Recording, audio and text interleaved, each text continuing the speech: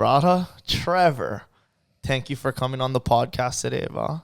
Yeah, welcome in, man. Yeah. Thanks for having me. This is super exciting. Is this your first time here to the space? Yeah, this To is the my space, first right? time. Yeah, I mean, I've watched a couple of the podcasts and seen you as you were working so hard. Like, how long did it take to get it up to like where it is now? Since what, like mid-January, maybe? Yeah, second week January. Yeah. Yeah, that's when we kind of got the space, but a lot of it just like cleaning and stuff. That's for right. The first. Yeah, like when we had First lunch, few you weeks. guys saw like paint all over it. You were just like going all out. I mean, it looks amazing. And Yeah. like coming here, I felt like it was like going into the Bat Cave. Bro, especially this corner, no? Like Yeah, this yeah, you corner feel it. is the bad cave. Yeah. Yeah. Yeah, that little back door back there, brother. Where's Rachel? You got all your different suits hung up like the. That's what we talked about. No, yeah. Oh, we wanted it. Yeah. I wanted it in like a a you see the glass shoe? case, like- Yeah, you see like the shoes where they have the magnet and then it's just floating. Yeah. I wanted just Kumu's hat, the Oh, yeah. necklace. You know what I mean? Just floating. Yeah. Yeah, but yeah, it's been sick. You know what I mean, getting into the space and then just building it out so that we can create more content consistently, and then have guys like you in, come in, talk story, and a lot of the good ideas that we have talking story just comes out just naturally. But thank you for coming again, and I just wanna. Me and Brandon are always just trying to have guys that we are interested in, just have them here, talk story, get to know them a little bit. Wow, well, yeah, and it's like kind of surreal for me getting the tap so early because it seems like just yesterday I was like, damn, I was like watching your videos and like always just like cracking up and like always felt, I don't know, like when I first moved to Kauai, it was like you want a way in to understand the place, and for me, like it's always been history, archaeology being kind of like the work I do and the kind of nerd I am, but for like through humor and comedy, that's like an amazing way to get to know a place and really understand it. And I think that's like, I'm just like a sucker for authenticity too. So like all the kind of like local inside jokes and stuff, it's just like, you feel like you get an insight into life into that place, even if you don't fully understand it at first. Yeah. And that's why I feel like your stuff just appeals, like could appeal to anyone basically, even if you're just starting to learn about what kind of some of the language means and some of the references. If you don't get it all at once, like you kind of, I don't know, at least for me, like I've always just thought it's hilarious because like you're just getting like all these different angles of what life here is like. Yeah, you give it some time, you know what I mean? You might start making local comedies. I don't know about that. Yeah, but when did you move here, Trevor?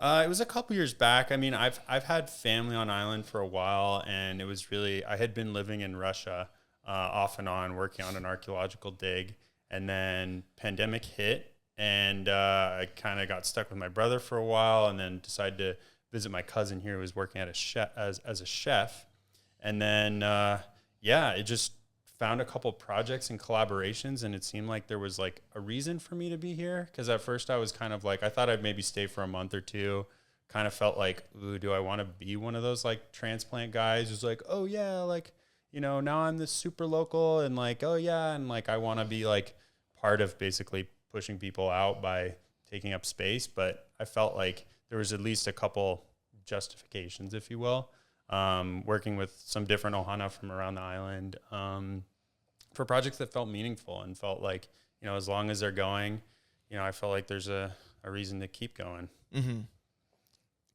Because I mean, you just kind of met Xavier through social media, right? Yeah. Like you DM'd him, and then because I remember Xavier saying, "Dude, I met this guy not met him, but like DMing with this guy," and he like kind of told the first story, the I guess kind of referencing your time in Russia and like archaeology and artifacts and what that turned into.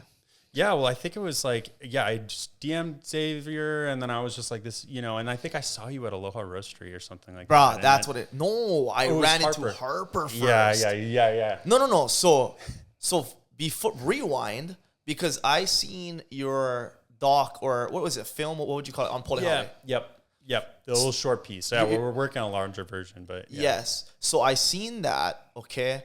But after I couldn't find like who made it or I couldn't trace it back. I seen the name, I'm pretty sure. I couldn't trace it back to anyone's account. But I ran into Harper and she was just telling me, I think we were talking already out DM. So when I met Harper, who I never even knew was your other half, you know what I mean? She kind of struck me by surprise. She's like, oh yeah, Trevor's my boyfriend, this and that. He says that you guys talk, sorry. I'm like, what? Yeah, I think I was there that day. Oh, for real? Yeah. Okay. See, I mean, no, but it was very much like, oh, yeah, you know, like kind of a surprise. yeah, and then boom, you know, next thing you know, freaking, I don't even know how or when we met. Do you remember? I don't. Yeah, I think it was like after that, then we started texting and we were like, oh, we should like just meet up and talk stories sometime. I think it might have been. Oh, you know what it was? It was the beer company, no? Yeah, we went and got lunch there before one of my expeditions. That was before I went to Botswana. Bruh, when we Because were I was getting all outside. this advice from you about off-roading. Oh yeah. Oh yeah, that's when you had the script. Yes. Wait, so is that where I learned about your archaeology Yes, I believe so. and your treasure hunting? Yes. Guys, if you guys don't know, I'm gonna tell you right now. Before I got into comedy, I thought I was gonna be an archaeologist. You know, if you guys look, you guys can pull up the receipts and look on Instagram, and search the username Antique Hawaii, and you're gonna see all my digs and all my adventures. So talking to Trevor, can you kind of tell people, like, because I don't know, in my mind, you're a freaking national treasure hunter, everything that I want to do as far as adventures. So what is it that you do in that line of work? Yeah, so I've worked in archaeology, cultural heritage protection contexts for like the past maybe 6-7 years now. And at first it was just curiosity that led me there. I was living in New York City before I moved to Russia. And I was working mostly in documentary film, like expedition films. And I'm a member of this organization called the Explorers Club. Sick.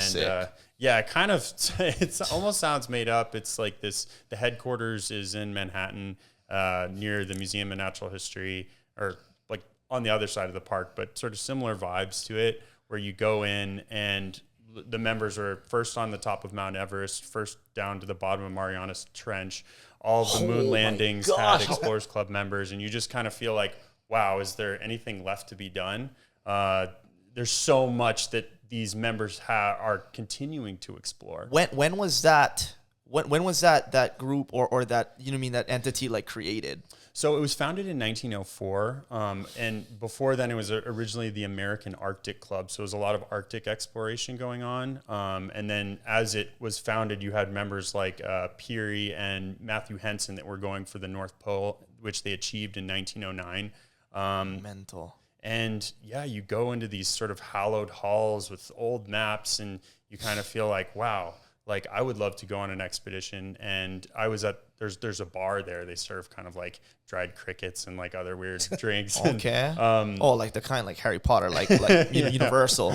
Yeah. Okay. Yeah. And I met this Swiss archaeologist who he specializes in remote sensing archaeology, so using satellite imagery to look for sites. Mm-hmm. And he was looking for tombs in Central Asia. So across, he did his PhD. His field site was in Xinjiang, which is the northwestern part of China. Okay. But then later on, we started doing expeditions to southern Siberia as well, because in our first sort of missions to Xinjiang got a little bit hairy. We were detained in a military border outpost. The surveillance is really hardcore, and why were you guys detained? Well, I mean, I don't know if you followed on the news. There's this ethnic minority called the Uyghurs, that they're like a Muslim minority in northwestern China, and it's just one of the most surveilled places on the planet. Like just Ring cameras everywhere? Like which? Yeah, so like they even have like it feels like Minority Report, like retina tracing. They have like if you even buy a knife, there's like a barcode that will basically track that knife, because in the 2010s there was like a big backlash to the Han Chinese that were moving into that part of China, and there were some violent outbreaks of protests that happened, and sort of like the backlash to that. There are these like re-education camps. It's actually a really sad situation in northwestern China. But yeah, it's gnarly. It's really heavy. Yeah. And the media does not cover it much. It's happening. No, Yeah. right now. Oh, yeah. wait. Like as we speak. Okay, wait. So you said the Han Chinese. This is not. I'm not even trying. This is just me trying to like paint the picture. Han's like from Mulan. No, not that would be the Hun. Okay. The yeah. Huns. Okay. And they may sorry. be a little bit more Mongolian. Okay. Yeah. Well, people think of like China, like Chinese is this massive group of people, but there's actually a lot of different ethnic minorities and diversity within China. And Han Chinese just refers to the, Beijing or bigger like groups of Chinese that, are now going into these other parts and have been.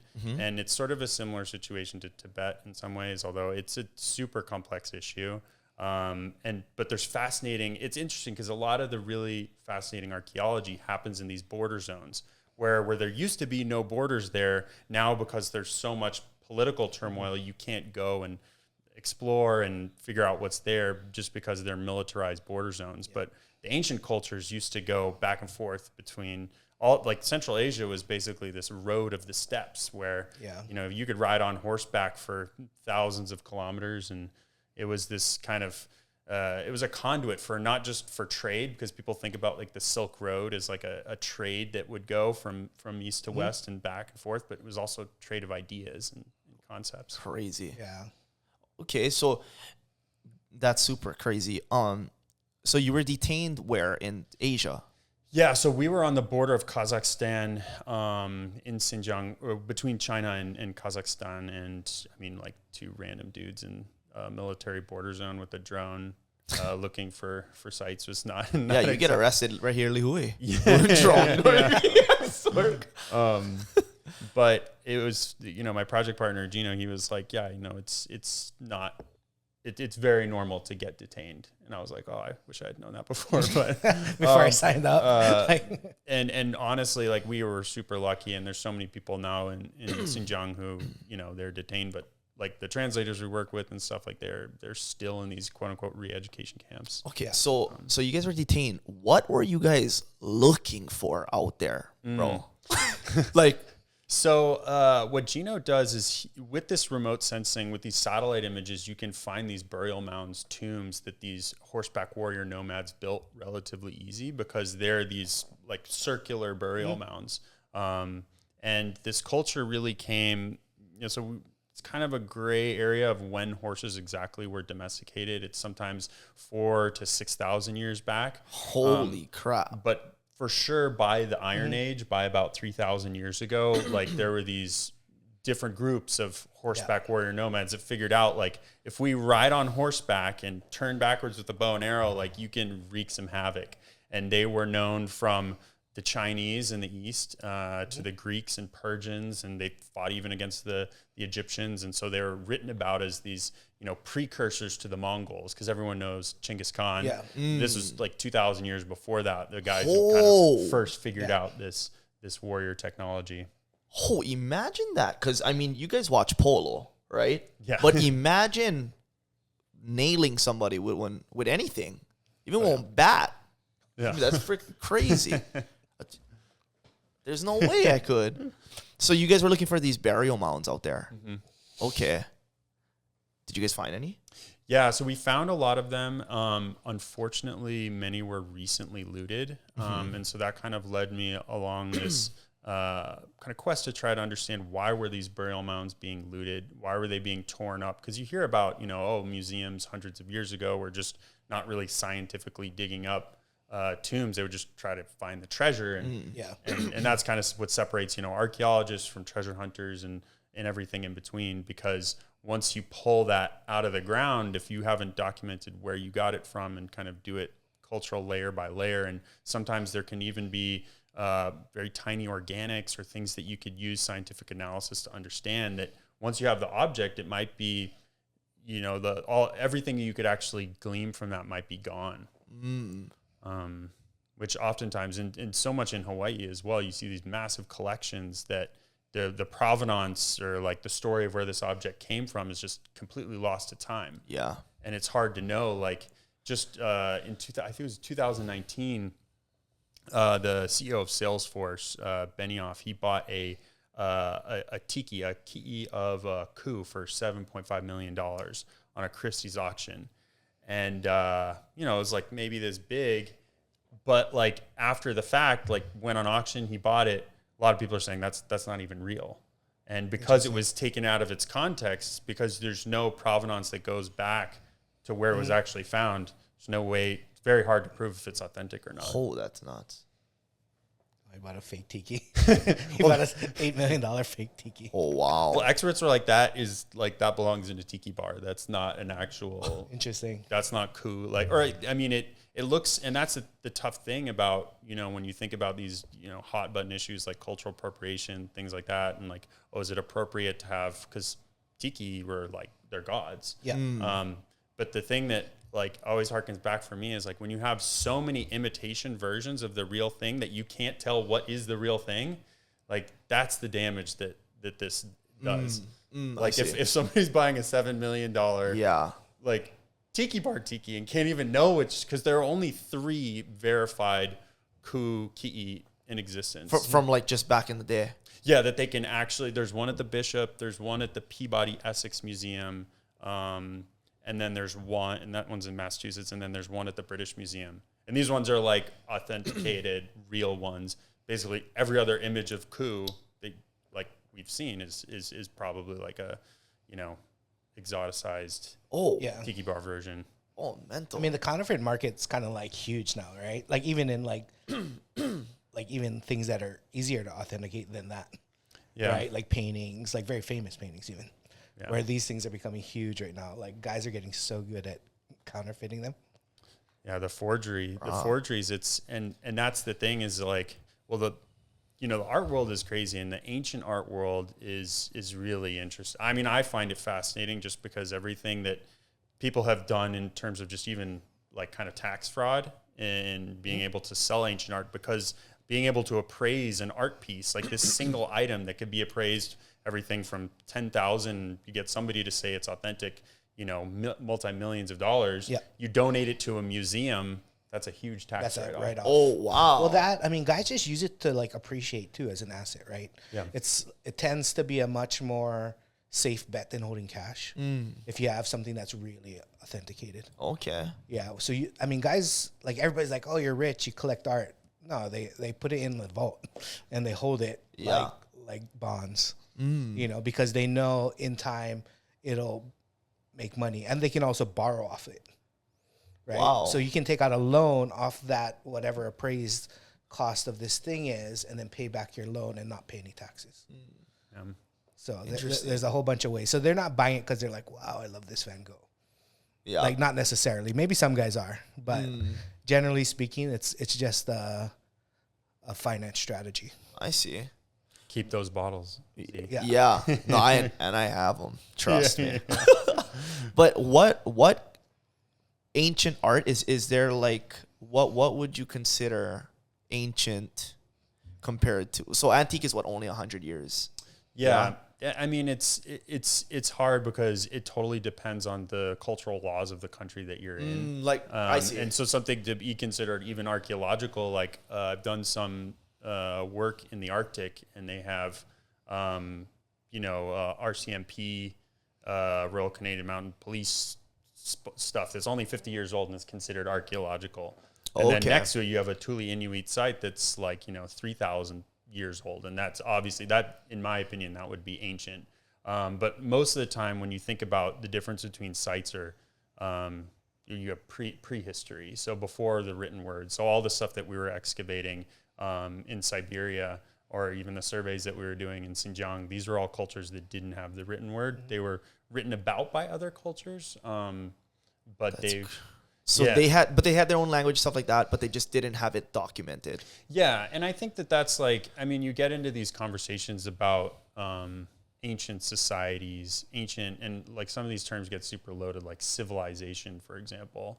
And like even still, like I was reading this book, Shoal of Time, about the history of Hawaii, and you hear about like civilized or uncivilized. Yeah. But it kind of like, it creates this hierarchy that I think is not useful for thinking about the past, because some of these ancient cultures had amazing, systems and way of organizing, for example, food production, something like that. Like the ancient Hawaiians and the ahupua'a was like incredible in the way they were able to manage water systems, but like they didn't have written language per se, or like even, for example, like the Inca had this system of kipu, which were like basically tied knots that we don't fully understand because it was like across the colonized world. A lot of it was destroyed by missionaries, but these, for example, were like basically like almost like a system of mathematics, I think, maybe to like count grain and to pass messages about like basically their harvest. So that's super freaking sick. Well, the crazy thing is like how much stuff you just don't know, right? And there's no way to know, and you won't ever find out that or you know, unless some new discoveries come about, you won't find out. You know, and even ones with full written languages and just no translation.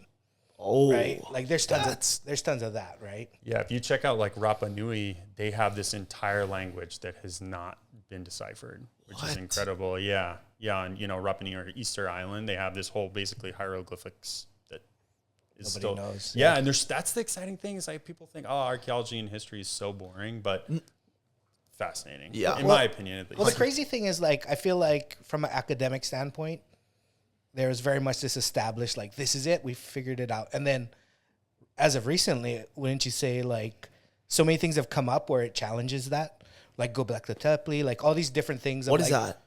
This kind of like this archaeological site that they found that predates when they thought people actually had like the tech to build the tech.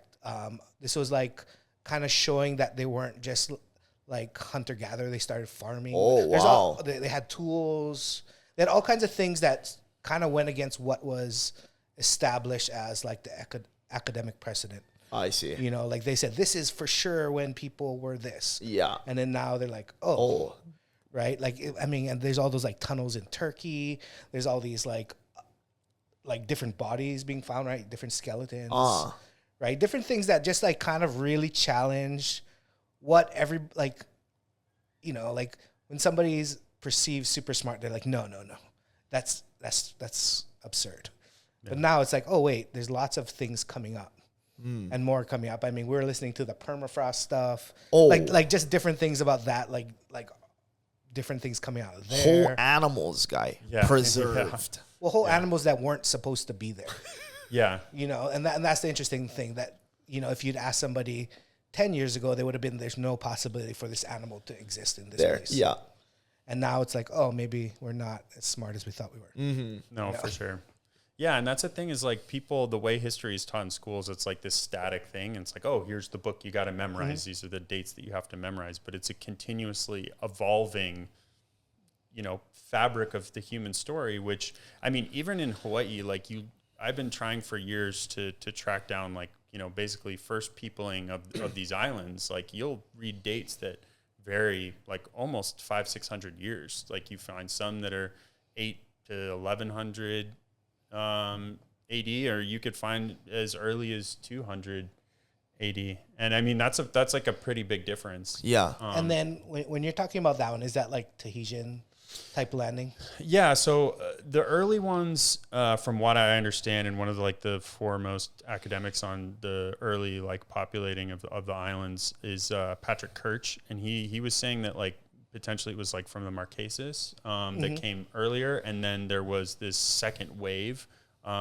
later on in like 1200s by Tahitians. Yeah. And then it also sort of changed the culture. There was also going back to that conversation about Hawaiian gods, and I will say I am no expert myself. I'm just somebody who loves this stuff and like loves to nerd out about it. But I'm by no means like an expert in Hawaiian history or archaeology. But from what I understand, the culture did shift after like Paoa, I think it was, who came over in the 1200s and kind of brought in the war. Actually, the war god Ku became more prevalent. There were these sacrificial heiau, the luakini, the state sort of sanctioned heiau that became much more a part of the culture. Whoa. Right. Well, I mean, then you get into like, because I don't know, maybe this is just like my head, but like then you get into like Menehune, right? Like that whole like small dwarf people, and maybe because like Kauai has so much more references in other places, you know. Well, there's this one thought that Menehune was actually a mistranslation from a missionary story that they were saying Manahune, which meant like a lower a lower caste person, because they had a caste system. Yeah. What? Wait. What does that mean? Sorry. So that, like, basically in the 1800s, when missionaries were doing these ethnographies on traditional beliefs, that he had thought he had called them Menehune as like actual little people, but it was Manahune, which meant like a lower caste of person, which we know that they had a Konohiki and Kahuna caste. And like a caste. tier. Like okay. And bottom of the thing. Got you. Yeah, and there was actually even these census records in North Shore of Kauai that as late as the 1900s, there were people in the census that claimed that status. That there was like not necessarily a smaller person, but they might have been from that earlier migration of Marquesans that had a slightly different architectural style. Yep. And attributed to like the Alakoko fish pond, also Polihale Heiau, supposedly a Menehune type construction. When you say they were on the census, you mean Manahune, not Menehune. Well, Menehune was on the census, but it's kind of one of those, maybe it's a word that is like, once it's established that this word, right, equates to these people, then, I mean, it's all like language verbatim. Like, I mean, it's like going to the South and saying, like a word, and they're like, no, it's like this. And you're like, well, who's right? You know? Okay. Because time kind of like embeds itself into like the culture. You know? And then these words mean something maybe that the literal translation might not. I see. Yeah, I mean, I just think it's an interesting topic because, like, I mean, the Hawaiian thing is interesting to me is because in Hawaii, there's so many people who are like very like about Hawaii stuff, but I think it's so broad. I just think there's like so many different time periods, cultural things. Like, are you going to go with like more modern, like Kamehameha era stuff? Are you going to go kapu system? Are you going to go like, and even then, like which island, which chief, which zone, which, you know, like throughout history, it's changed. You know, and it's changed by war, it's changed by treaties, it's changed by food systems, it's changed by a whole lot of things. Technology, you know, there's a whole bunch of stuff that like kind of dictate that. So that's the thing with like Hawaiian stuff that gets me, that's so interesting to me, is like there isn't like this one Hawaiian thing. Yeah. There's like various levels and times, and like when somebody says Hawaiian, I'm like, oh, but like what year then? Or what area then? Or which king then? You know, like, I mean, even like for sure, like there's this whole like American taking over Hawaii thing, but then like in my head, then I'm like, well, did Kamehameha do that to Kauai? Like in a sense, right? Come up, like, you know, they make a treaty and they say, well, yeah, don't attack us and we'll be like loyal to you or whatever. You know, so I mean, it happens so often that I just want to know the truth. Yeah. Right? I just want to know really what happened, what are the things that like happened in parts of my family history that actually did versus what is popular only. You know, and that's really like curious to me. Yeah, because I think like in history, people become these like, you use historical figures to prove a point. Prove a point that's much more of like whether it's your modern viewpoint on things going forward rather than understanding the past. And I think it's done all the time. But the better you know history, the more that you can understand how it repeats itself. Or they say, you know, history doesn't repeat itself, but it rhymes. Yeah. And I just think like the more you dig, the more complex it is and the harder it is to like really like make out all these good guys and bad guys. But you can also trace things back to people did like, oh, this is the reason this is. And I think, at least for me, it's like once you just start to know a little bit, you start to see it everywhere.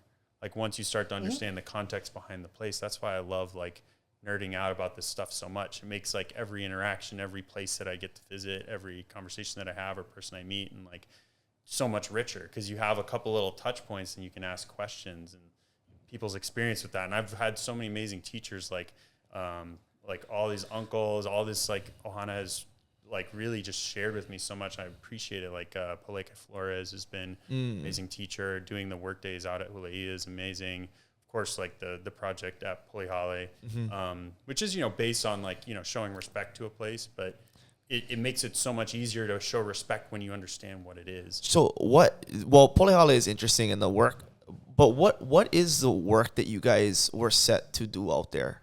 You know what I mean, specifically? Were you guys looking for something? Were you guys trying to prove something, or?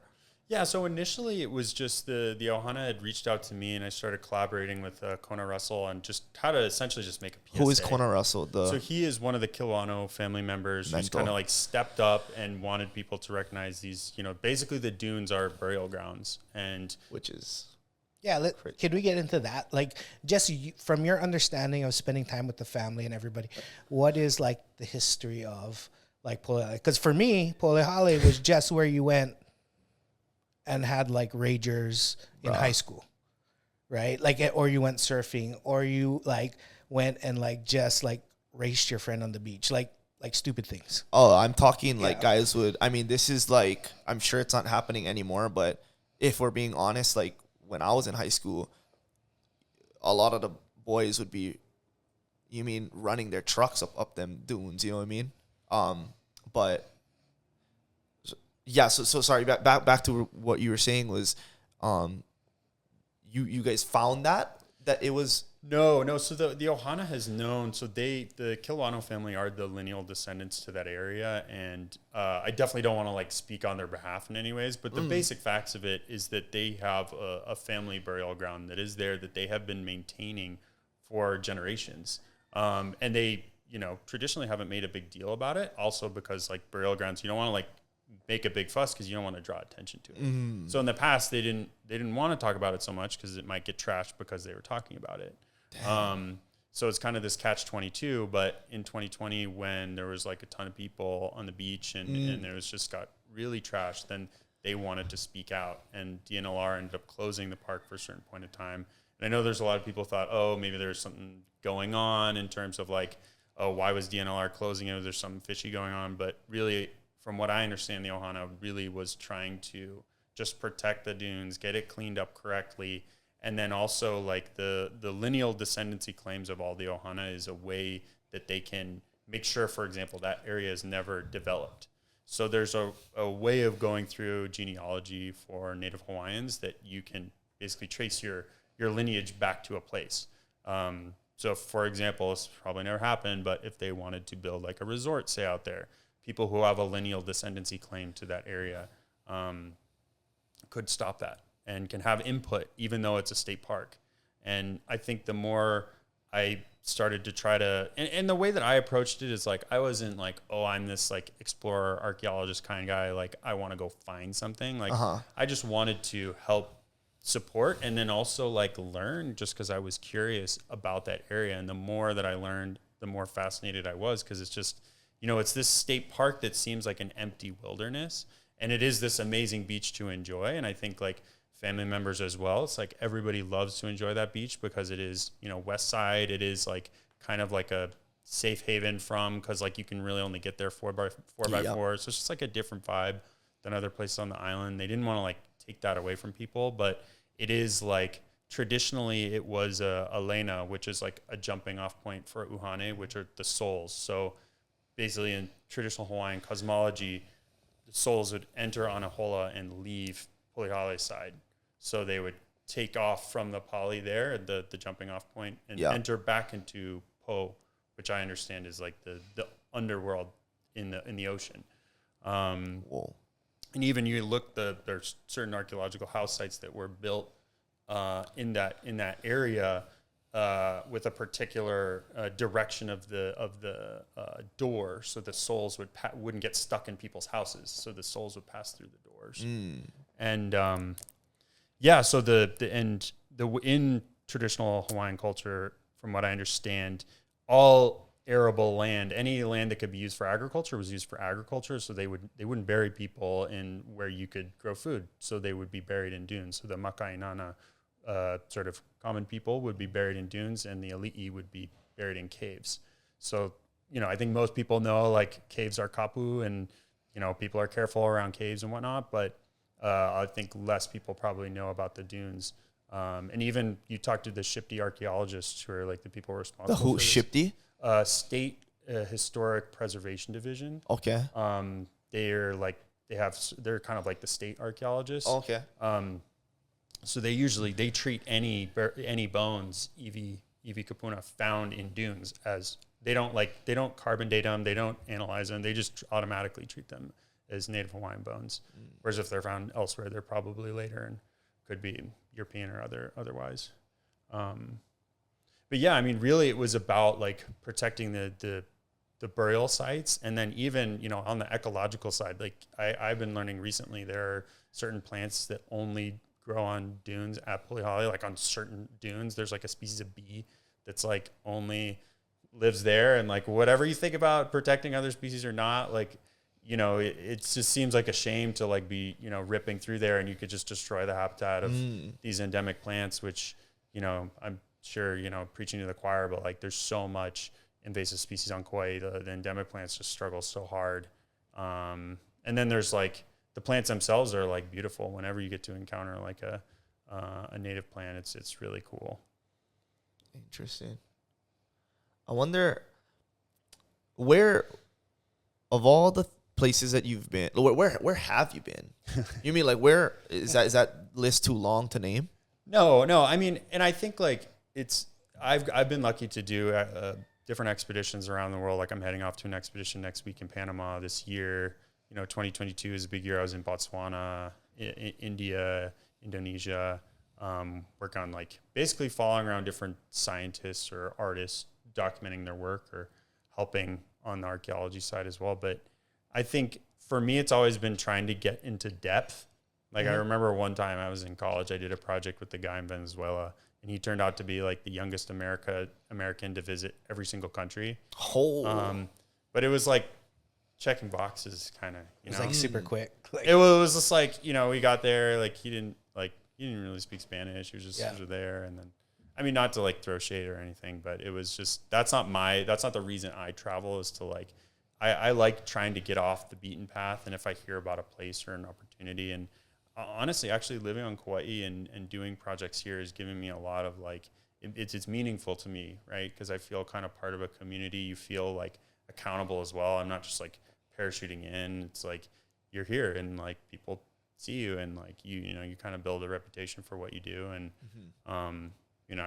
I hope it's a good one. You don't always know if what you're doing is right, and especially with like archaeology and like really like sensitive areas like heiaus and stuff like that. Like always just try like a Paleke, for example, just like he said, just always say like kalamai, or like, ask for forgiveness if you're doing something wrong, like whether you believe in, sort of these types of things or not, just always being respectful and trying to make it a better place. Cause I think, at least in my sense, it's like, there's the archaeology side, which is just like, our human story, which is really fascinating. But then there's also like, taking care of the place, like, cause Kauai is so beautiful. It gives so much to you. I mean, you can't, everybody knows that, but like, what is a way that you can give back? And I've found that like some people are like, oh, where's the spirit of aloha? And like, what is that? It's like become so commercialized. What does that even mean?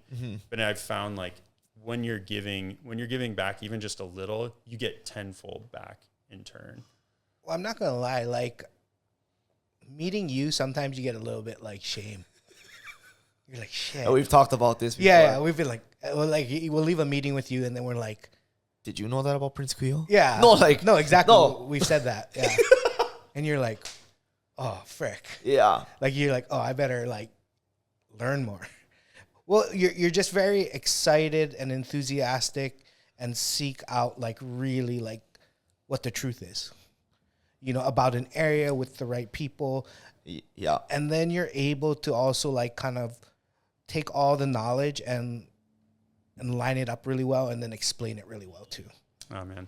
Thanks for saying that. I appreciate that. No, but and you come up in a very like respectful way. Yeah. So I'm not gonna lie. The first time we met you, I was like, oh, dude, this guy's a hippie. Yeah. And then I was like, but then we talked, right? And I was like, okay, and like obviously in Hawaii, like the idea of like transplants or howli's or whatever, like is a hot button topic, right? But like I said, I feel guilty in a lot of ways or shame. Yeah. Where like you come in and then you dive headfirst into trying to find out what the truth is about stuff. And then you tell me something that, like, having lived here as long as I have, or growing up here, that I didn't know. And then I'm like, probably should have knew that. Yeah. Like, huh. But it's because I'm not diving headfirst in constantly. I'm not seeking it out. I'm not saying who's like the, you know, and it is a little bit, there's a little bit of conviction there. And even like, oh, you know, and even with this podcast, we've talked about like, oh, we want to do like once a month, like bring like someone, whoever's an expert in this one small topic or thing, and just have like a conversation to, for me to learn, you know, but B, that hopefully it puts the info out there so more people can know. Yeah, whether it's right. you curator, you know, for Hawaii Museum, but just have these conversations about history that we're really interested. We're interested. It's just we're not doing what you do. You know, well, that you're living like real lives with real jobs and like, you know. Yeah. No, but I mean, you've come and you've like, and been like very like respectful about it, not like a matter of fact. And even when like really heated topics on the island come up, you really do try to look for like, oh, let me go talk to all the different like reference points on both sides and figure out like what is really going on, you know? So, I mean, I like that. I like the seeking of truth, right? The seeking of like, okay, not to take your emotion out of it and your like personal allegiance out of it and just like, oh, what really is happening? And that's kind of like hopefully the angle I try to always take, but it is refreshing that it isn't like you walk in and then you try to like go and like culturally virtue signal to get like accepted.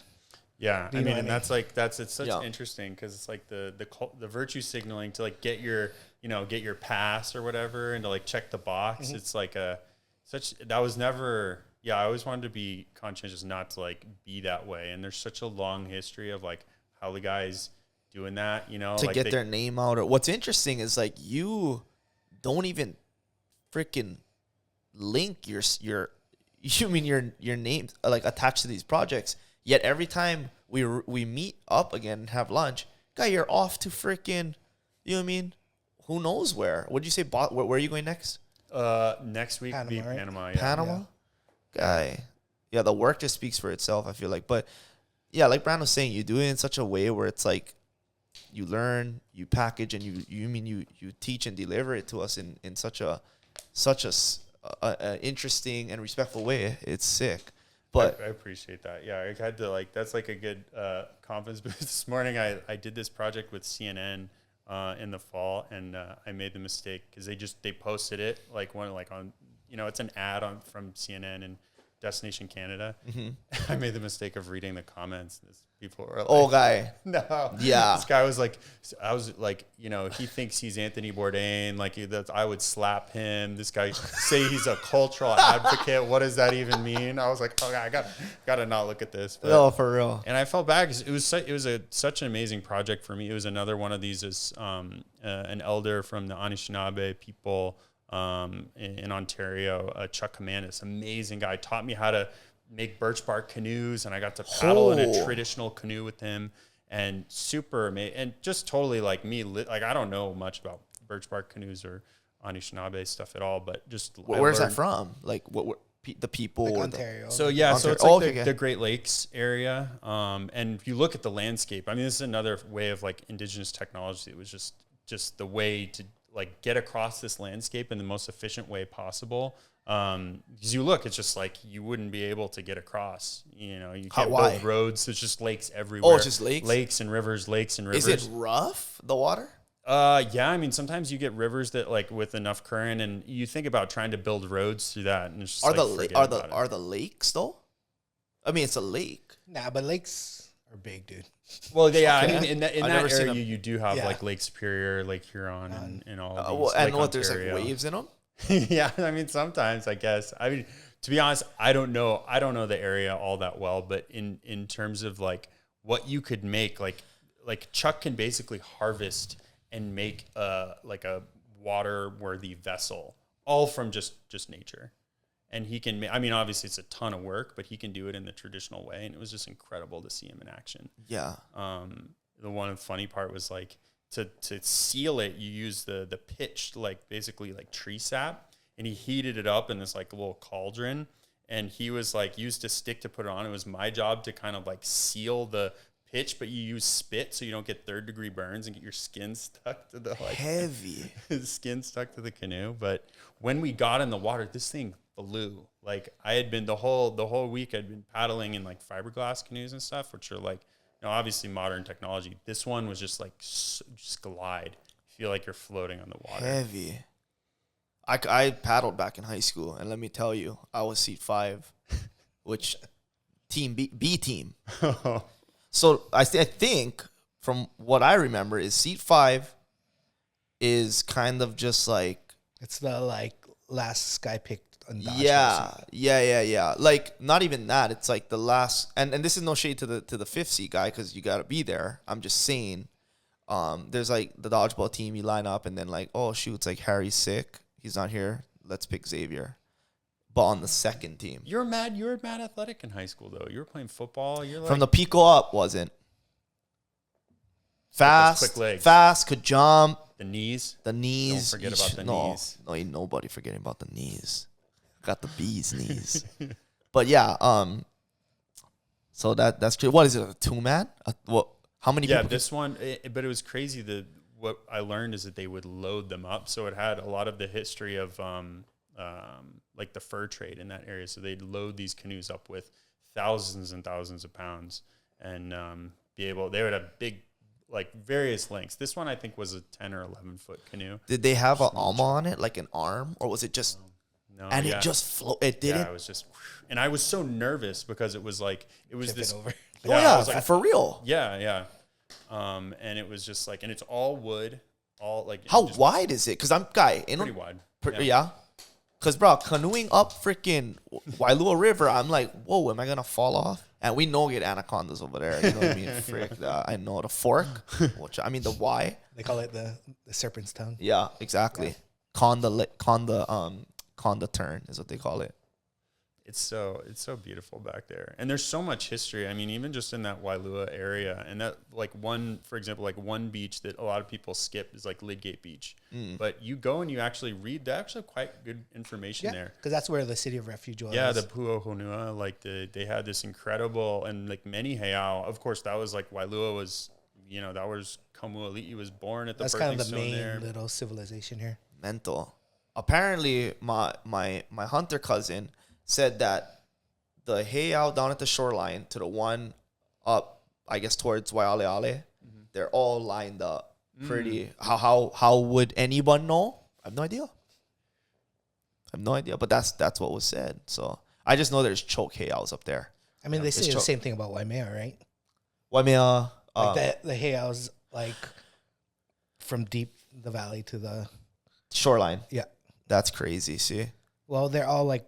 I mean, they're almost like old school, like signaling, right? Like kind of like how the Great Wall of China is. Like if something happens, it's like from one to another. The signals go and like it sends the message. I see. So everybody can know. Yeah, instead of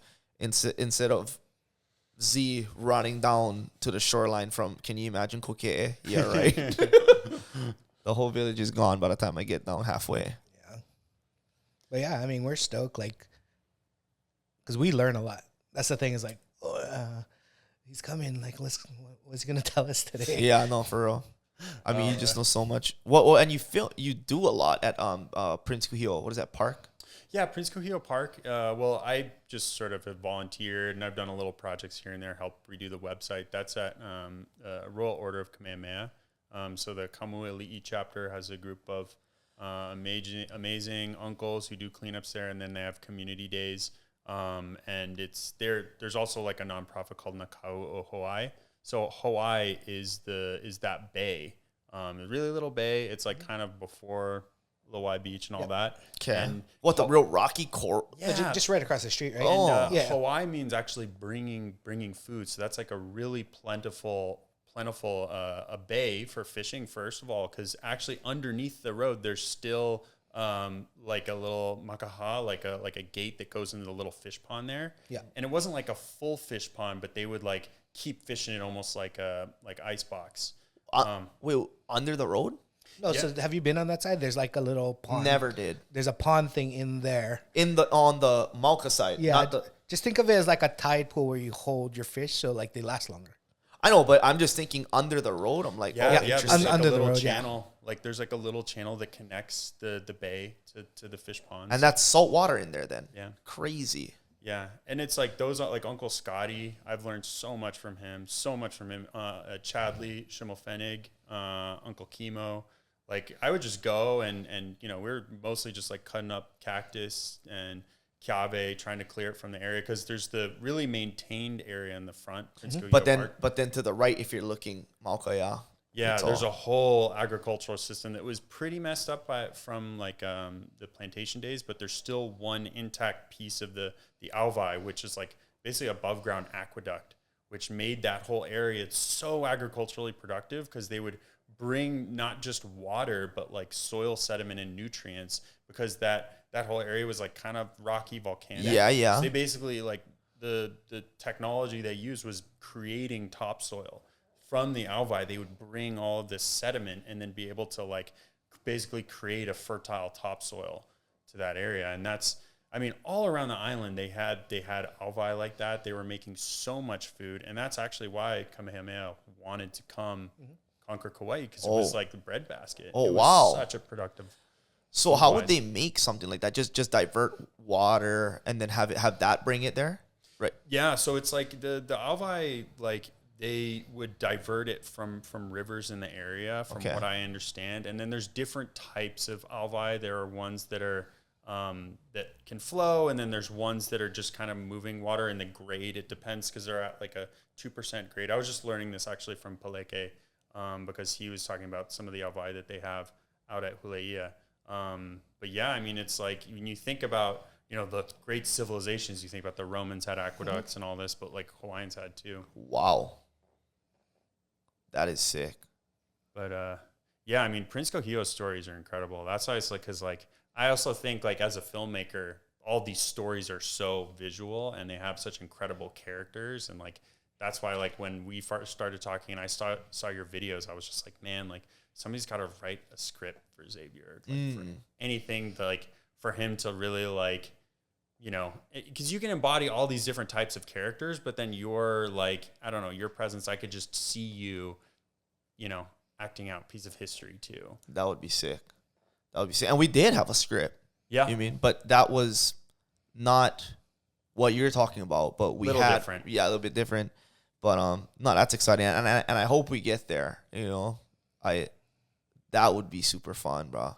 Little by little. I think like, there's so many people working on different types of content on Kauai, but it's like, it seems like there's a lot of momentum, especially now, to push it kind of to the next level. We're all trying to like level up in some way. And I think there's just like seeing what you guys are doing gives me so much more like motivation to do it too. Sick, bro. Yeah, no, bro. I just the seeking out treasure for me is just what you do is something so interesting, guy. This might be like an amateur question, but this is a personal question. What is the craziest thing that you found? What is the most interesting thing that you found? Not oldest, Yeah, I mean, I think like, it's kind of, it's a little bit dark, but I think when we were excavating this burial mound in southern Siberia, there's all these kind of like, regulations and kind of protocol that you have to go through before you kind of dig into the main part of the burial mound. Because like going into the middle is where the central burial chamber, that's usually where the chieftain would be with a bunch of sacrificed horses. And, there was a tomb just down the valley that had over 50 pounds of gold.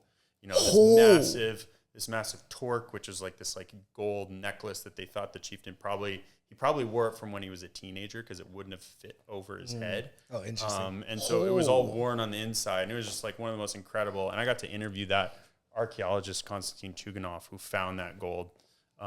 What?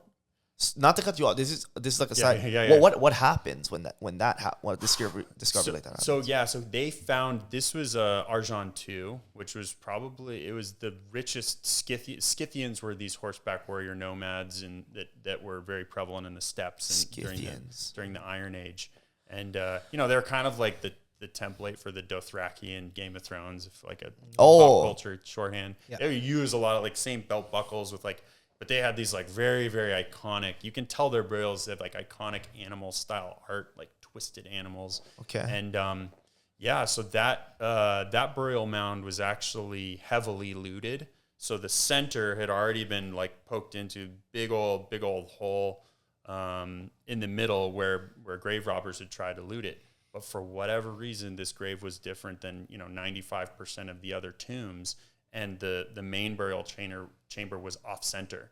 So maybe they thought they'd put like almost like a decoy. Whoa. So when the archaeologists were clearing it, they go down and they see this like unlooted chamber going down. And then it was like, maybe 30 feet down. Oh, that's a... Yeah, it was deep. But you're saying the mound top is 30 feet. Yeah, and it was deep. So they had ladders and ladders going down. And then the actual burial chamber almost looks like a log cabin. So they'd use larch wood.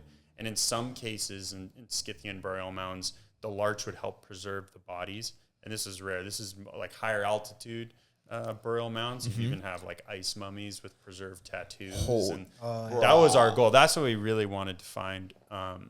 We didn't have quite such good preservation as that. But in this case, they went in and they found not only did the chief have this torque, but he also had these gold beaded pants. So these like tiny, he had like gold beads, all like his entire pants were made out of them. This obviously wasn't something he'd be wearing every day because it'd be super heavy. Yeah. But I got to hold some of these tiny beads and they're incredible to behold. In another instance where people thought, oh, these, rough barbarians, like how could they have their own gold work? They must have stolen it from somebody else. Mm-hmm. But it was definitely from their own artisans. And they're nomadic. Yeah, and they're nomadic. They thought, why? Like, how could you have, the time if you're moving around and horseback and all this stuff? But really, when you compare it to an agricultural lifestyle where you're tilling fields for 8 hours a day, actually, if you have your horses, they would have like bands of like 1,000 horses. You have all of your food, your clothing, everything right there. You can actually have a lot of time to make art, do other things. Besides, if you're not building cities, you're not. I guess that is crazy. But in our site, what we found that was just like kind of fascinating for me and a little bit disturbing though is that we started finding a lot of violence. Like we started pulling out these like vertebrae that had like an arrowhead straight through it. What? Like, so I was just photographing like a skull that had like a puncture right in the head, shot with an arrow. Like we had some of these like a lot of decapitations, and actually we looked at some of the statistics, and it was one of the most violent archaeological sites ever found. So like 27% of because we pulled out over 100 skeletons, and I was documenting, photographing, cleaning these burials, and one of them we found was actually like an adult like holding a child, like, and they were buried together, and they were just riddled with arrowheads all through them, smashed skull, but like kind of in this like very touching embrace, like they had been buried together. And that's when like you're kind of like both like a mixture of like excited but also disturbed. And then it's just so often it's like something that's that old, like 2,000 years old. The main structure of the tomb is actually even older, but these burials are 2,000 years old. Like you just feel like transported back in time. Oh, and you feel that moment, like, and you're just kind of like, you get this like, how fragile human life is, but then these just little vestiges that we leave, and like how you can tap into that. And of course it's, before we did the dig, we were blessed by these Siberian shamans, which was like a whole trip in itself. And it was this whole ceremony that lasted hours where, and we did multiple of them throughout kind of like ask the ancestors permission to dig. And one of the shamans, and they have these crazy costumes where they have like basically like strings and things hanging over their face. And one of them had like a whole taxidermy bird helmet thing. in like these big bear claws and like big robe. And he was going around. He just whipped all of us with like a horse whip. We had no idea what was going on. Like I speak a little Russian, but he was speaking. What do you mean? What do you mean he whipped you? He whipped every single person. Nobody got spared. Even the old babushkas and the No. there. Yeah, But they all got whipped. It was part of the ceremony. It was part of the like. Wow. Yeah. So it was an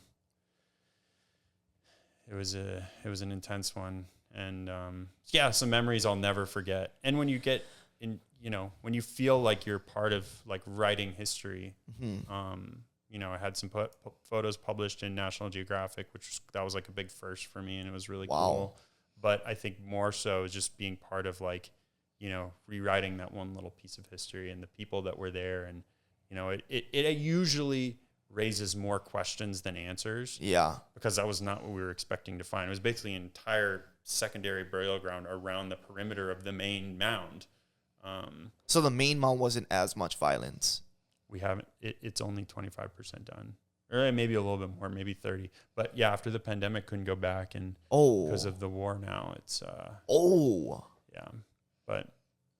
See, I always forget... Because it is like a lot of questions, right? Yeah.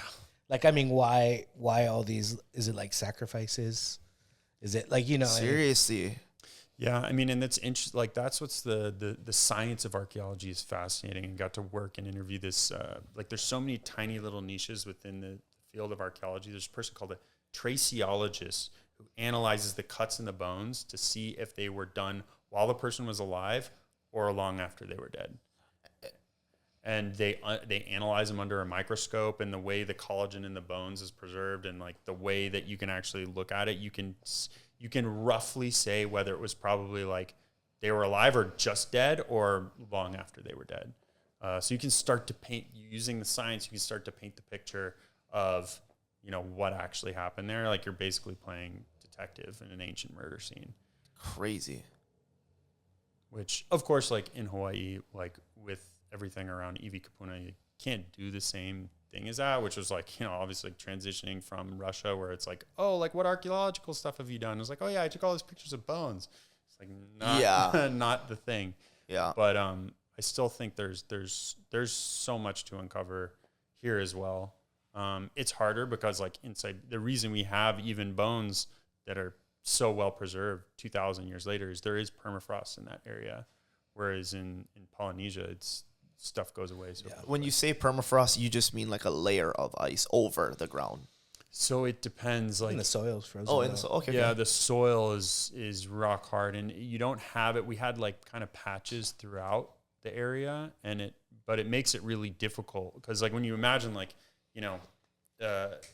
archaeologists, this is very basic. They're probably maybe the archaeologists watching it like that's not how it is, but you have these cultural layers, right? So if a really clean thing is like you go down one layer and you have one time period, another layer is another time period, and it's usually not that simple. But the crazy thing about permafrost is when it will sometimes thaw a little bit and freeze again, it'll make the cultural layers into waves, into this action. It's called solifluction, which is basically like making it really difficult to discern the different cultural layers. So we were digging out there, and basically in the only months warm enough in the summer in Siberia where there's tons of mosquitoes, water was like coming up from below, and we're trying to like parse out what the cultural layers were, but it was really difficult. I see. It's just amazing. There's this like fascination with like the last of a people, like the last of a culture. Like there was like a movie. It's not the best movie. There's one called The Last Scythian. You have these, and it was like a Russian movie. It was pretty inaccurate. But then you have like Last of the Mohicans. You have all of these things about cultural loss. And I think with like globalization and mass culture, it's something that like we're experiencing now. And even just learning a little about Hawaiian history, what always struck me is like how resilient Hawaiian people have been, even just against the statistics of like disease. When you think about, that whole theory of like guns, germs, and steel, well, like Kamehameha pretty quickly got on the gun train. Like he was like equipping his with like cannons like pretty fast. And but it was really the germ factor. I think it was like 80-90% to survive. It was just like smallpox, tuberculosis, venereal disease, like all this stuff. It's like biological warfare that almost, I mean, that's why like I see it as just like to the story of humanity, these like precious cultural resources that keep it diverse and keep it like, you know, part of something that's not just all one monoculture. Yeah. Well, very similar with like agriculture, right? That's why you have seeds buried in, you know, icebergs. Foof. Like that facility, in though. case like they need diversified agriculture. I'm talking corn. All types of corn they got. Yeah. They spraying them too. Yeah. They spring. Right here on this island. It sure blew my mind. Yeah, that's actually a documentary project. Well, I don't know. Have you guys seen Cane Fire yet? You were the one. We haven't seen it. Yeah, no. I would check it if you can. Now I think it's available on Criterion Channel. And this which is like one of those million online streamers. But yeah, Anthony Benua Simon, super talented filmmaker, and yeah, there's a lot of interesting documentary films about like agriculture, GMO stuff on Kauai, but I think there's more to uncover there as well. Interesting. No, who else is saying we should watch Cane Fire? Was it Zane? I'm not sure, but you aren't the first, I don't think so.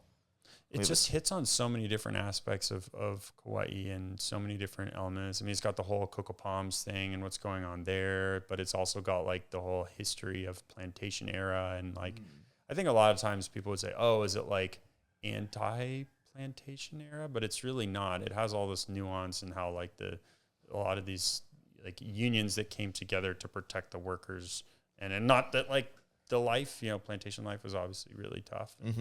It's just like, you know, and I think they talk a little bit about the Hanapepe massacre that happened. I mean, when I used to go digging for bottles, I'd find little opium bottles. Like if you would hit a cache of just mini opium bottles. I'm like, what do they look like? They're hand blown. They're super small. So they come in all different shapes. Some like cylinder, square. Some more like oval. You know what I mean? And they're about that tall. But some of the rare ones have like writing on them, like embossed on the bottom. Interesting. What's your? Oh, sorry. Go ahead. No. The tops were sealed, and then you would just crack, which is crazy. But you would have to break off the top. So all the ones that you find are all sheared. Yeah. Well, that just made me think of like, what's your favorite thing that you've ever found in your treasure hunting? Favorite would probably have to be the first bottle I ever found, because we were up Kapahi, so like, I don't know, like 4 minutes from where I grew up, and we were scooping guppies out of this little river, and then there was a bunch of bottles sticking out, you know, and they almost kept kind of getting in the way, like, you know, like when you're trying to scoop and it would just like, the tops of them would be hitting your the handle of the scoop net. But I ended up digging some out, and then the first one I found was a Lihui Ice Company bottle, like a blown blob top. So I was like, oh, okay, cool. It says Lihui Ice, cool. Brought it to my uncle, who works with this guy named Bert Morita, who wrote a book about Kauai bottles specifically. And he was tripping out. He's like, bro, where did your nephew find this? Like, you guys gotta go back. You gotta dig them up. Long story short, the owner of the house gave us permission to dig a little bit. Brah, we had dig. Trust me.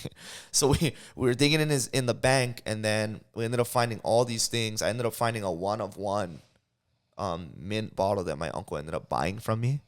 But the reason that's my favorite is because it just, that was the start of this whole, like, you know, like treasure hunting, digging up stuff for maybe 6-7 years. But then the craziest thing I ever found was like when coral sculpted head in the mountains, also near my house. But and I still have that thing.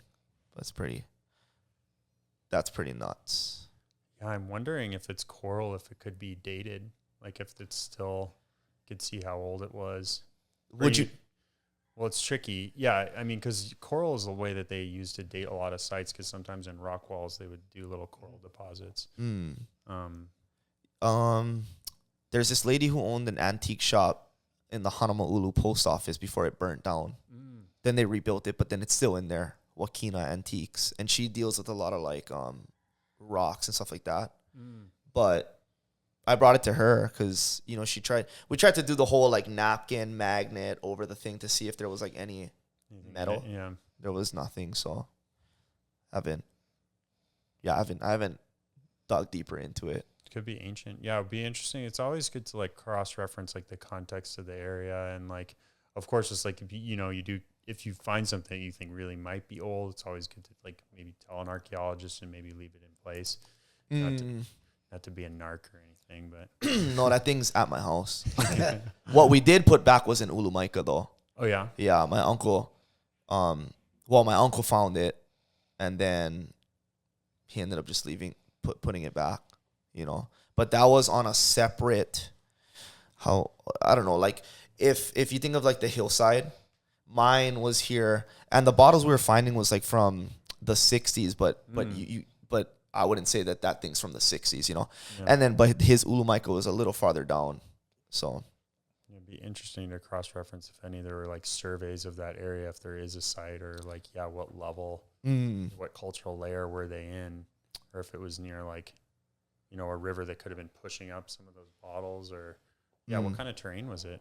This is different. So there's no river around here. It was all because I asked my great grandma if she remembered any places that, you know, had old houses and stuff. And it's just there were old houses on this, I guess you say like on this hillside on the top of it, and then the back is like a gulch that just goes into a valley, and then it flattens out, and there's more houses here. So yeah, sometimes it's hard with those places that erode because it gets like all mixed together. So exactly, it's like hard to tell. Well, and they used to just throw their trash down the hill, right? Yeah, they would just that's the thing, bulldoze and push it over. Yeah. So there's an unmarked Japanese graveyard around the area. So that whole hillside, by Kulana up Kapahi is like, there was all kinds of stuff up there. It's pretty nuts. Yeah, I think it's like, getting back to that like context thing. It reminds me of another, in that burial ground where we were finding all of the like battle wounds and stuff. Another thing that we found that was really interesting was we found it in one burial where there was a skull, and like it was a young woman, and she had like first we found gold, which was always, you know, like, gold, but it's like, you know, it's not actually like a massive amount of gold. Like it's valuable in itself, but we started finding these like kind of little appliques, which would have been like probably for like a sort of like a chest piece or something like that. There were like a bunch of them. So would have all been attached. And then around her, like in her jaw, there was this twisted piece of gold across there. And then later on, like a month later, we found another skull with another one of these twisted pieces of metal, like right around that base area. It was like Burley was a little bit disturbed, but then there was like another one that was found. And what was cool about it is like, if you had just seen this gold coil, it would have been like, what? I mean, like, you know, it's cool, it's a piece of gold, but like, because we found them all in the similar area around these skulls, it started to create like a typology of like, this had some meaning to it. And maybe because they were horseback warrior people, maybe it was almost like a bridle. Like it maybe symbolized a bridle, but for like a human. Oh, I was thinking braces, but okay.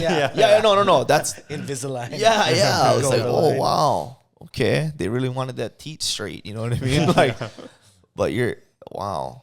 But coil, was it straight? I mean, it was twisted, and it was like kind of had like the gold was kind of bent on either end of it, and then it was like a twisted piece of gold that was like kind of placed between their jaw. Imagine that's the last thing you see before an arrow just goes straight to. You know what I mean? Yeah. I don't know if they're violent, but big time. Yeah. Oh, they were violent. Yeah, and it's still like we're still like piecing together what it was. This Coquel culture, which was after the Scythians, there was a lot of upheavals in the area and a lot of like different bands of nomads that were fighting against each other. And they thought maybe this was like a burial ground specifically for like basically people who were killed in battle. And most of the time these were like big machete chopping type swords that were being used in this alongside, because it's rare when you find like actual violence on the bones themselves, because there's so many ways you can like basically take somebody out without even leaving any evidence on their bones. Like you kind of have to go crazy to leave cuts on the bones. And we found plenty.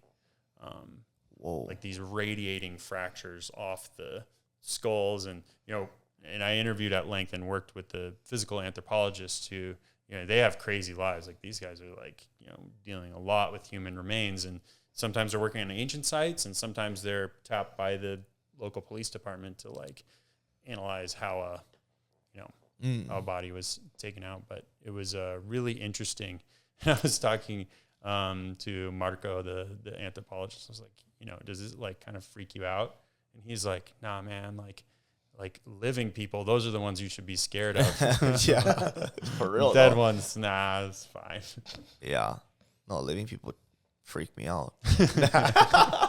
Well, it's interesting, yeah. Like that whole side of the world is like relatively unknown to us growing up here, or even in America, like, and it's such a big area in the world.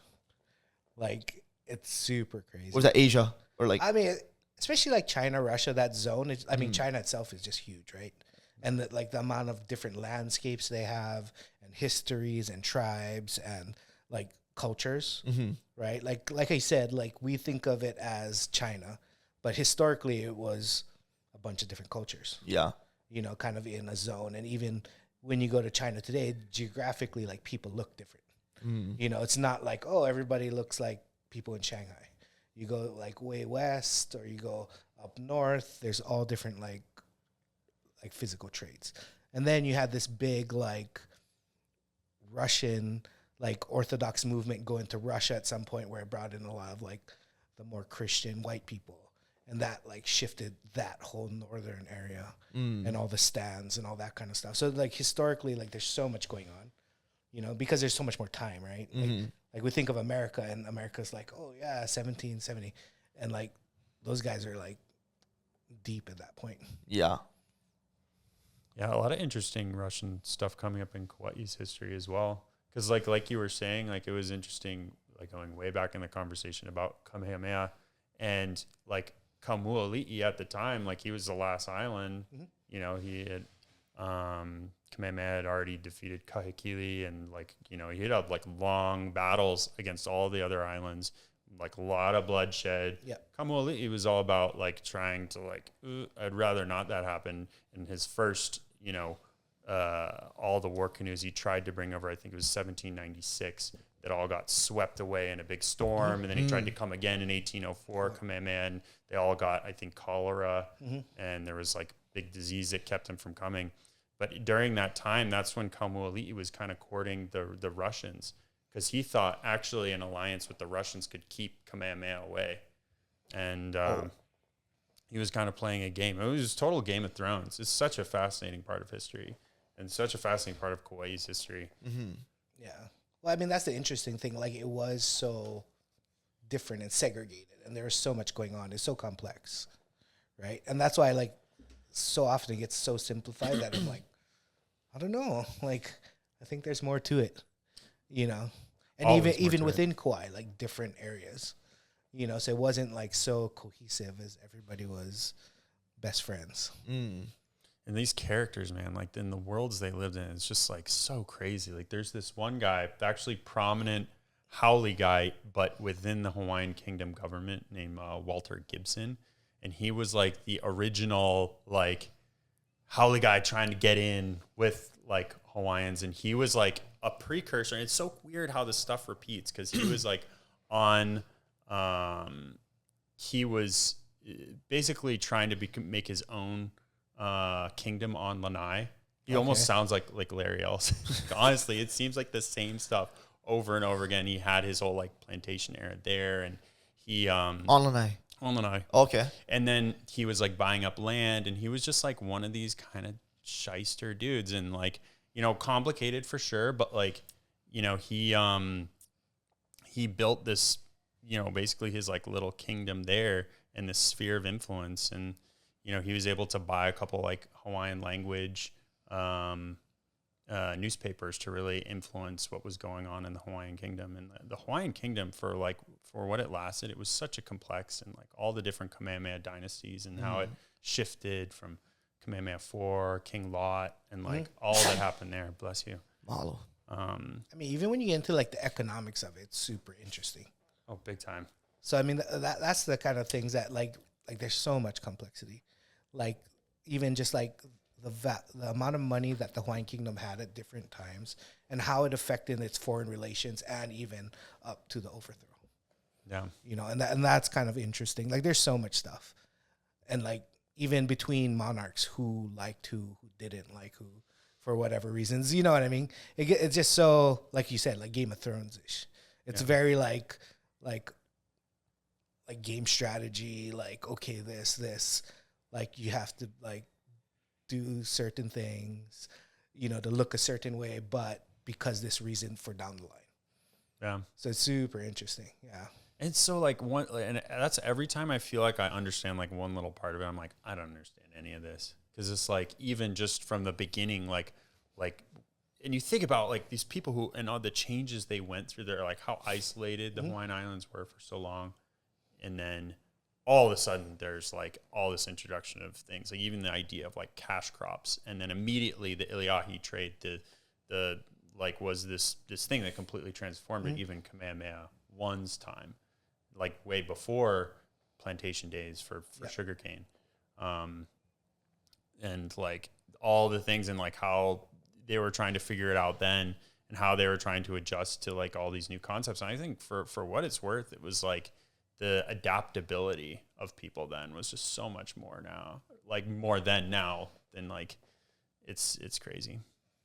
Yeah. I mean, and to think too, like pretty much it's like 100 years, right? Yeah. You know, or whatever, 90 something years where this whole Kamehameha like dynasty existed from like it's when it becomes like it's established to when it's done. It's kind of crazy. And that many people, and like you said, the ability to adapt, right? Like they, like, especially at the end, so many of them like learned in England, went there, took like, I mean, I'll read like Liliuokalani's like diary, and it's literally almost a financial like spreadsheet. Like she's super good with money, you know, as far as like documenting and this and who and where. And it's just super interesting, right? Like, because I mean, some things is just that. Some days it's just like paid this, did this, you know. So she was very, in her mind, that was very important enough to write it down versus these other actions that are happening in her life, you know. So it's just really kind of interesting to like what they've learned, what they took, what they did bad, you know, but like everything, you know, because I mean, they're just people. Yeah. And I mean, and that's why like when you say those things, I'm like, it's like that human nature thing just running over and over again, right? Whether it's nomads fighting each other for land in this area of like southern Siberia, to like Hawaii, like dealing with other tribes, other islands, other stuff, to like now, like it's all relative, you know, and it's still like always the human dilemma that kind of like it's either beautiful or like horrible, you know, one of the two or somewhere in between, where it's like, oh, it's super interesting. Yeah. But man, I mean, like that's what's like, I can get so deep into it. And I think that's like, especially sometimes like when you starts to get kind of like heavy and intense. Like that's why I love like humor, comedy. Like that's just like, I think that's actually a way, and we've talked about this before, like, you know, with like current issues, using humor as a way to talk about these things, I think is like the most powerful. I mean, like as a documentary filmmaker, of course, I would love to think that, you know, telling these stories and doing this type of thing will make an impact. But I think at the end of the day, like humor is a way to build these bridges in a way that can't be done any other way. Yeah, I agree with that though. It's been fun, you know, like how, at least for me, I can see where I started, you know what I mean, which is just pretty much dicking around in the backyard, you know, Kaveh filming me. And then now there's so much more thought and intent and purpose when we do, especially work with companies and stuff like that. You know, it's like, hey, I know this is what you guys like. I know this is what you guys like say. Nobody's going to listen or hear or remember, you know. So then we can tweak it and stuff like that, and it's cherry. But that has to be the best thing, like getting through to people with comedy, even if it's like talking about people trespassing or, you know what I mean, like random stuff.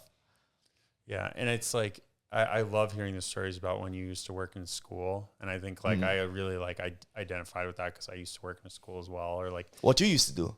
well, I used to be a public school teacher. I did Okay. the program Teach for America. I still substitute teach from time to time. Like shout out to Kavaikini kids. Yeah, that's right. Yeah, they're so awesome. And I mean, it's just like, and that's a way to like relate to kids as well through humor. Cause like, you know, pounding them with like some, you know, kind of heavy stuff and like, oh, you have to respect and this and that. But like pulling people in and like getting people to laugh and kind of let their guard down. Cause I feel like oftentimes, especially now, it's like people, they're so on edge and it's so hard to have an open conversation about anything.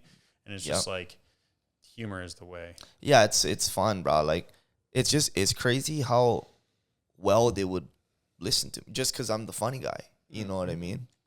Whether it's assemblies or in the classroom, in the cafeteria, bro. They were super dialed.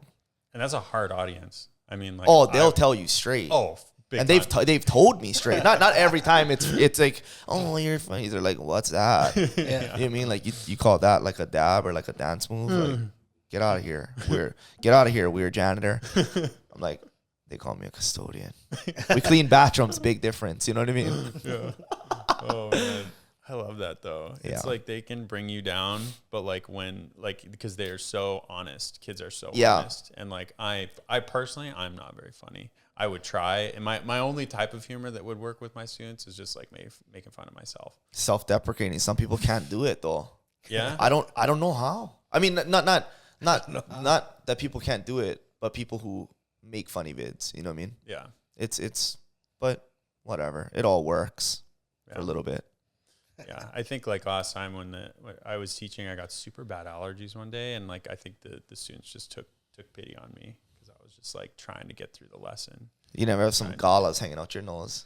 You know what I mean? One sneeze. Oh, bless you. Come back, freaking. Just stuck on the shirt. Yeah. Oh god. Oh, that's the worst, guy. I remember being in elementary school, kind of like must have been sick or whatever's.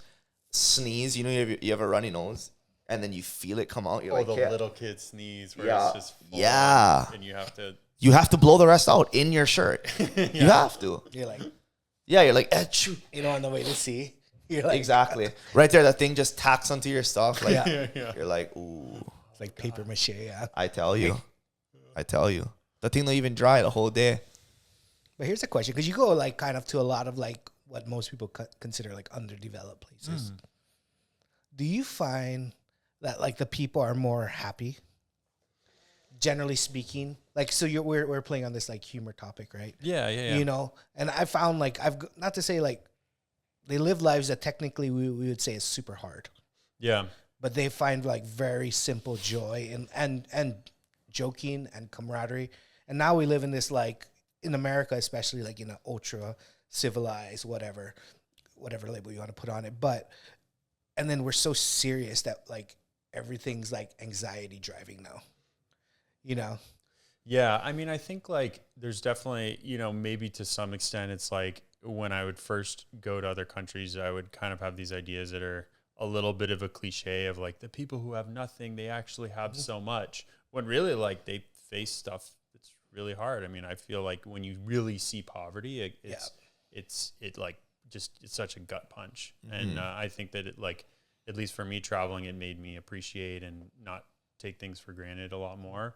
But I think it's just like in a lot of these like, you know, quote unquote underdeveloped or, you know, third world is not really used anymore because it doesn't really apply. But they're what strikes me as well is like how innovative they are. Like how innovative people who don't have kind of push the easy button, how good you have to be at so many different things. Like I lived in Cuba. I did a semester abroad there, and like they're cut off like because of the U.S. blockade, and like they make cars work that should not work. They make things. Isn't there like a TV show about like about Cuban cars? Well, it's like they're making things out of like cardboard and duct tape and like no, I mean when you go to Cuba, all their cars are from the 50s. Oh wow! And they keep them running. Wow. Yeah. I know some brothers that would spend top dollar for a 50s Yoda. You know what I'm saying? Yeah. But I think, I mean, it in a lot of these countries, and I hate to like mash them Yeah, all yeah, 'cause together they're all too, different. because everyone is different. But I think oftentimes you do find people are more connected to where their food comes from, more connected to, you know, how they consume or the waste that they create, because they have to deal with it. Yeah. You know, and whereas like we're separated from a lot of things. So it is a good eye opener. Like this project I'm taking off for next week in Panama, you know, I'm working with this researcher who looks at endangered turtle species, but she works a lot with communities where they eat turtles. Like that's like on the dinner plate because they lack protein. And, you know, she's trying to save these species before they go extinct, but she has to be conscientious that it's just like, you know, we go around with little kids and they're like, oh yeah, there's like a turtle, there's a turtle carcass, and they come show it. And it's like, that is their protein source. And the amazing work that she's been able to do is actually to try to educate and try to help support to get them more resources. They don't have to be eating turtles, because you know, the way that turtles play a role in the ecosystem, like a leatherback turtle can eat thousands and thousands of pounds of jellyfish, and the jellyfish eat the early stage fish larvae. So their other big main food sources, fish in these areas, they're all subsistence fishermen. So they notice like, oh, like if you're not taking care of the turtles, there's too many jellyfish. The jellyfish eat all the fish, less fish. So just kind of how interconnected it all is. I see. That's super interesting. Random facts. Random jellyfish facts. Yeah, no, please keep them turtles going, because I had one Portuguese man of war wrap my leg one time, inner thigh. Pocho get you bad. Bruh, 7 years old. Oh man. She. Plus vinegar. I couldn't hop on my pogo stick for like 2 hours. I was bummed. Yeah. Yeah, Baby Beach, Fuji Beach. You guys ever been? Which one is Oh, that? in the pond? Yeah, I was like on the inside safe part. Yeah. You know what I mean? Not so safe. No, I think the tide had rise, and you know what I mean?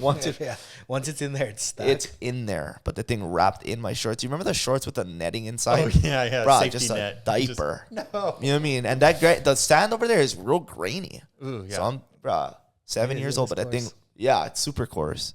So thing just wrapped my leg, and then just a real slow burn. Yeah. I was almost like, first it was like, what is that? And then it was like, I. And then I was like, I. And then next thing you know, she.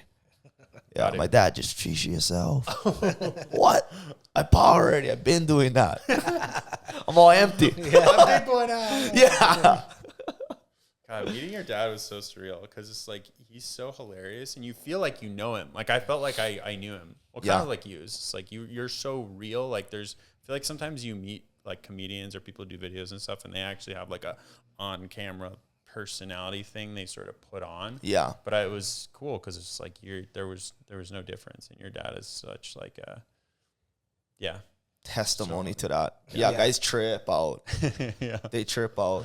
How one guy, I think they may have not even met each other, but in the Vegas, like a Vegas bathroom or something, and the guy maybe like in passing, but then while they were like in the stalls, they're like, hey, you know Howsdisguy's father? He's like, hey, brother, yeah. And they're like in the stalls. I'm like, amazing. yeah, not the same stall, obviously. You know what I mean? But I don't know. His Vegas trip looks awesome. I love how people just put out to make it to like get him. Bruh.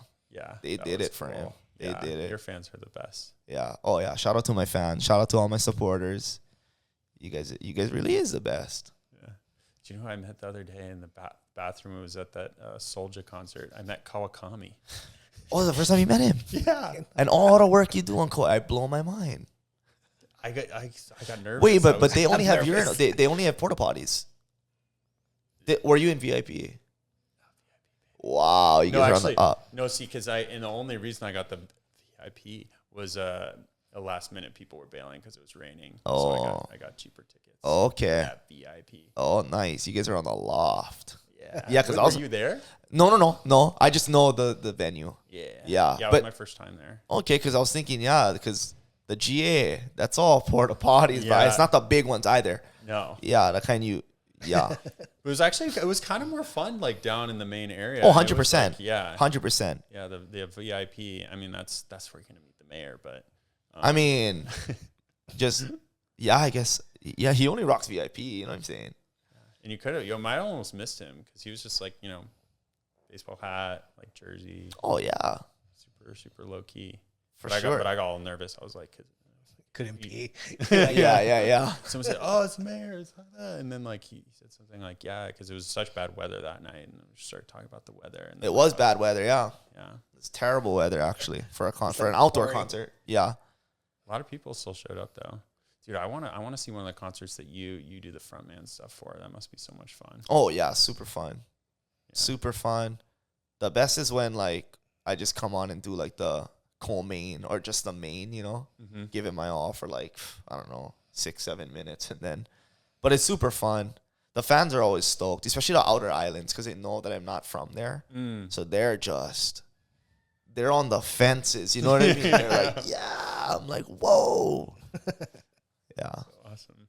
So you got any coming up? no concerts coming up. A few events though. I have actually a couple. I have two gigs in March on Oahu, same day. Yeah, so I'm excited. I mean, it is cool to have a lot of time for me and Brand to be in here. You know what I mean? We're kind of at a point, like a really good point, where we're sitting on a lot of content. We have a lot of content on paper, you know what I mean, planned, and then also our sets are almost done. I mean, they're done. It's like I gotta start filming, but dude, I still want the Captain Cook fight style. I want the. Do you have it for the punching bag? Do you have a name for him yet? Oh, CC. I mean, Captain Cook could be his name. Guys would love that. We should get a hat for him. Reenact. That'll be one style. Yes. If you ever catch Captain Cook in Chinatown, back alley. Yeah. It's hot sauce. For real. Throw him on Daily Burger, see what he do. Yeah. Good shake. Yeah, I get a lot of backlash. People are like, "Oh, why are you so down on Captain Cook? He's an explorer. He was this like famous navigator." It's not that I don't like respect him for the navigation that he did, but like, guy messed up. Like, he tried to kidnap somebody. Like, if he had stuck to the do you think that's like an explorer trait? Like, so I'm Portuguese, right? Like, part. And there's this book about like Portuguese exploration, man, like Magellan got it too. around Africa, and they're like, there's some pretty gnarly stories. Yeah. So I'm like, is that just like an explorer thing? Yeah, I mean, and I love getting into the nitty gritty and trying to ask why, but like there were some that was a couple close calls before. So this was Cook's third big voyage, and he had actually just been in Tahiti before, and there was a plot to kill him there, and they had like staked him out. They were like, "Oh, this guy's had it," and Cook got tipped off by some local girl was like, "Oh yeah, they're gonna kill you." Hi, Nani girl, freaking Nani. I thought I knew it. I knew she was the tip off type. But his tactic of, I mean, I just don't think that's the most advisable thing. So like somebody would do something he didn't like, oftentimes he would go to areas, whether he was in Tahiti, Tuamotus, or any of these when he was doing his long Pacific voyages. Sometimes stuff would get stolen. He would have these like kind of trading relationships where you just like roll up and kind of demand a lot of stuff. And then oftentimes he would give them things, like iron nails or other things that people would want there. He would also leave a ton of disease, wherever he went. But oftentimes, there would be miscommunications and this and that. And, some of the more stuff would get taken, taken from like the ships that they had. But his move was just to kidnap somebody and like ransom them.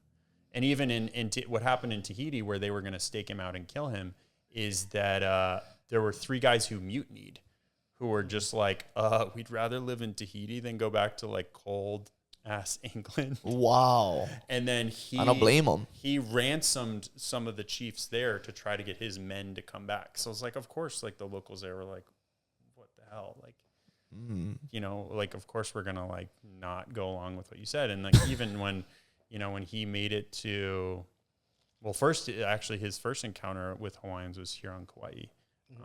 And people were super friendly to him. And he still knowingly, that was the thing is like kind of is tough. Is like he knowingly introduced all the diseases. Like he knew his men were like messed up.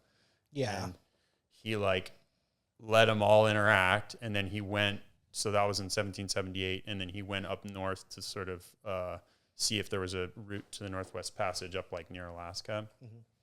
And by the time he had come back, the venereal diseases he'd introduced in Kauai had already spread to all the other islands. Oh. And they knew. They were like, these Howley guys like got us all sick. Whoa. Like there's a kind of idea that, they didn't understand how like the germs worked and this and that, but like they knew, like they put 2 and 2 together and were like, we didn't have all this. And now we do. Wow. So. The audacity, I tell you. Well, and that's the thing is like there's this whole theory that they thought Cook was Lono, like the white sails, the whatever they would equate with the embodiment of that. They thought Captain Cook was Lono. Yeah. Well, there's an idea. It was actually like there are accounts mostly from Cook's men that they're like, we treated us like gods, and there was like no, they just like welcomed you. They were just nice to you guys. Yeah, and mentioned Lono because it was makahiki season. See, and they couldn't speak Hawaiian, so they just were like, they think we're a god. And then, but like, if they knew you brought disease, why would they think that you are a god of fertility? Like, that doesn't make any sense. Yeah. And people are like, they specifically thought, Cook was Lono. But like, Cook's name sounds more like Ku, the war god. And like, they call it Kuke. And it sounds a lot more like Ku. And guy had guns and was like kind of violent. So it would make, if any god he was going to be, he would have been Ku and not Lono. Yeah. They ate a little bit too much green bananas. Okay. That brother is not Lono. No. I mean, I know brother probably back in 1778 trying to toot his own horn, but interesting. Yeah. Yeah, man. When you come back from your trip, you're going to have to give us some updates. Yeah, guy, freaking dude. Thank you I literally texted you today because I was like, me and Brown were talking about the podcast like we always do. And then I was like, we should have Trevor on the pod. He's like, yeah, what is he doing today? It's like, you're right. So thank you so much for coming, bro. No, I appreciate it. I mean, I was here at just like around the corner at Historical Society doing some research as your resident nerd does. But no, man, it's an honor. And I love your stuff and can't wait to get some collaborations in the works. Yeah, bro. Yeah, thank you. And this is one of many, 100%. We already locked you in for next month. Yeah, for sure. so yeah, do more research. Yeah. More research you find, the more we learn. Yeah. The more they get to learn. So I mean, I learned much more, but I mean, I can definitely, what do they call it, Valao? Definitely Valao, yeah. Talk plenty, but I love just sort of listening, hearing your guys' stories. I love hearing about your experiences and just absorbing. Right on, bro. Well, guys, if you guys are still tuned in and listening, please give Brother Trevor a hand. Round of applause for joining us. And thank you guys back home, in your car, cleaning your house, whatever you guys doing for tuning into our podcast.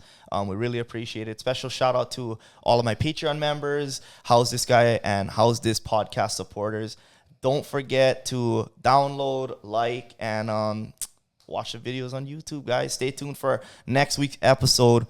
New episodes every single Tuesday, guys. We look forward to seeing you, and aloha. Mahalos. Shoot.